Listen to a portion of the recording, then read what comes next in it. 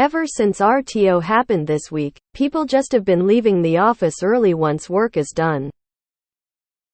People have been leaving the office once all work and meetings are done, which is like around 2 p.m.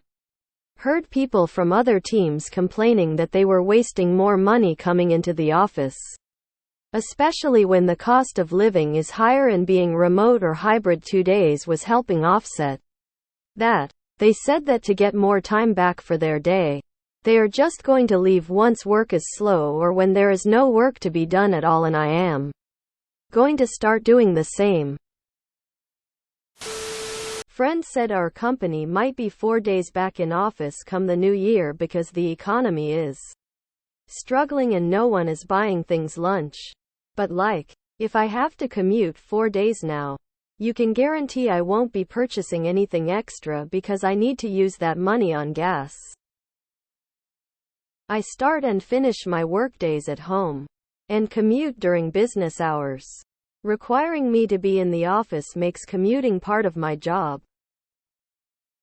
A similar thing happened when we started going back a couple days per pay period. After lunch, people just melt away. By 4 p.m. there's no one around. I generally work 8.3069 days per 2-week pay period but have started doing the same on my in-office days to avoid the worst of the commute crush. I just wrap up at home. I wouldn't surprised if the RTO only applies to the workers. But the managers won't think it applies to themselves. Lol. So in a sense it makes it even easier for workers to go home early since no one even knows you're there to begin with. This is pretty much how it is in consulting or tech-heavy companies. Please come in for collaboration. Well, fine, I guess. We come. So it means morning and time before lunch is where it happens. After lunch, people quietly pack their bags and become scarce. By 15.00 it is quite empty already.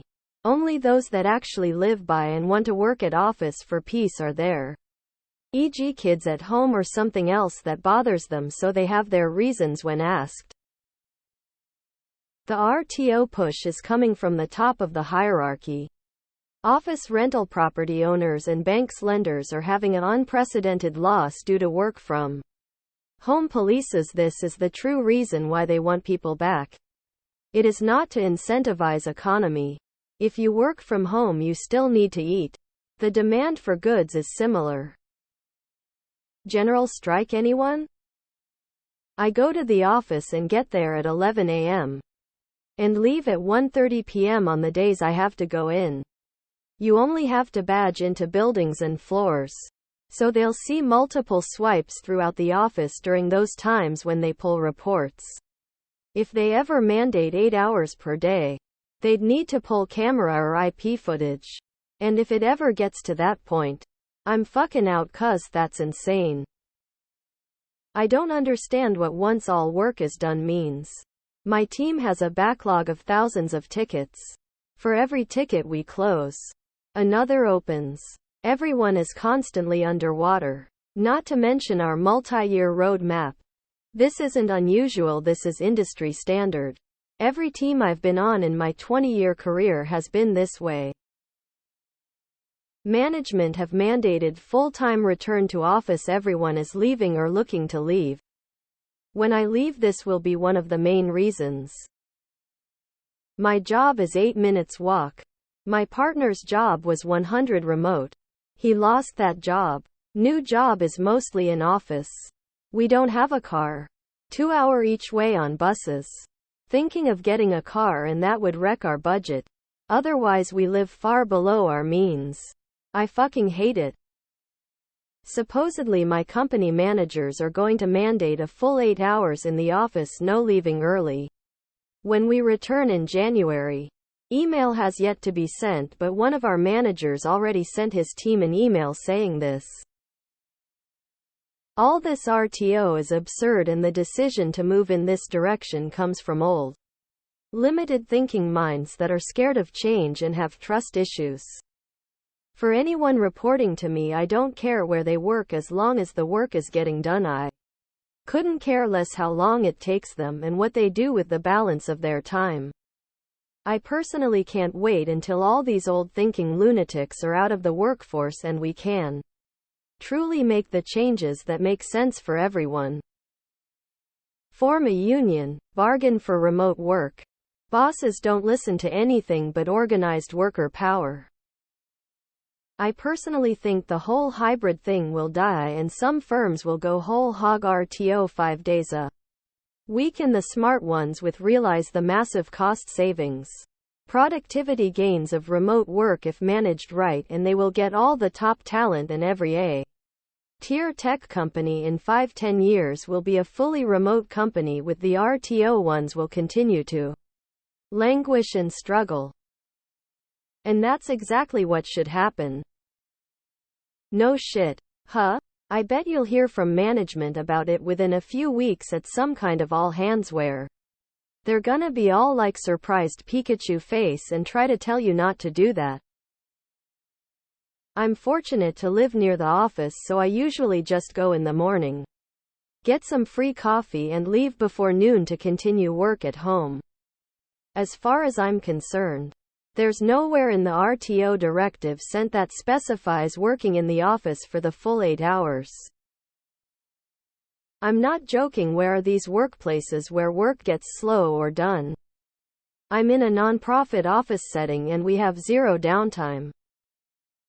It'll last until the management starts making 4 p.m. meetings mandatory.